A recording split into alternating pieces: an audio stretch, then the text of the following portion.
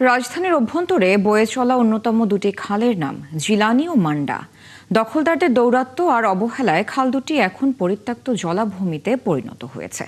শুক্রবার খাল দুটি পরিদর্শন করে প্রয়োজনে আইন শৃঙ্খলা বাহিনীর মাধ্যমে দখল মুক্ত করার হুঁশিয়ারি দিয়েছেন সড়ক পরিবহন ও সেতু প্রতিমন্ত্রী হাবিবুর রশিদ।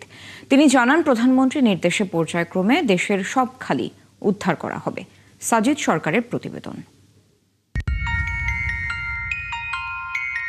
রাজধানীর খিলগাঁও, সবুজবাগ, বাসাবো এবং মুগদা এলাকার মাঝ দিয়ে বয়ে চলেছে দুটি খাল। জিলানি এবং মান্ডা খালের দৈর্ঘ্য প্রায় 12 কিলোমিটার।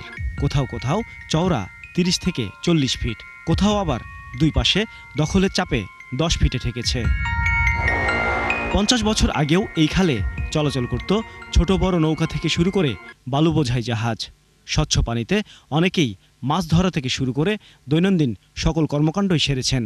এইখানে আমি যে দাদার সাথে এইখান দিয়া বড় নৌকা দিয়া চলাচল করছি। এইখান দিয়ে এই নৌকা দিয়া এইখান দিয়ে আপনার প্রায় 70-80 ফিট নৌকা, বড় 22-এর নৌকা, এই নৌকা চলতো 500 মণ ওজনের।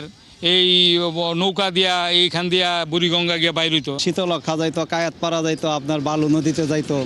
আমরা মাছও ধরতাম, দেশি মাছ ছিল। এখন তো আস্তে আস্তে ভরাট হইয়া এটা জঙ্গল একবারে ছিল, মশা মাছে ভরপুর। কিন্তু 20 থেকে 25 বছর ধরে খালটি ধীরে ধীরে তার আসল সৌন্দর্য হারিয়ে ফেলেছে।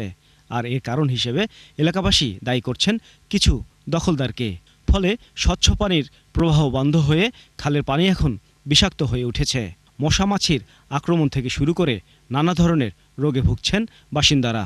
নদীপথে যাতায়াত ব্যবস্থা ভালো ছিল।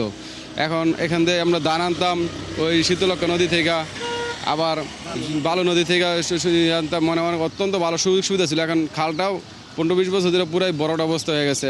এই পরিবেশটা গন্ধ, নোংরা থাকে, গন্ধ জ্বালা আমরা টিকতে পারি না। মশা।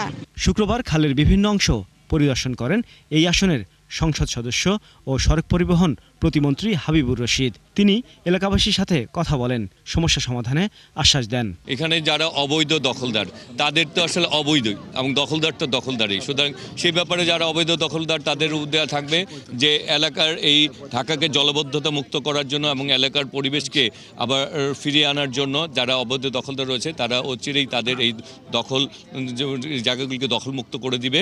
আর তা না হলে প্রশাসন তার ব্যবস্থা গ্রহণ করবে।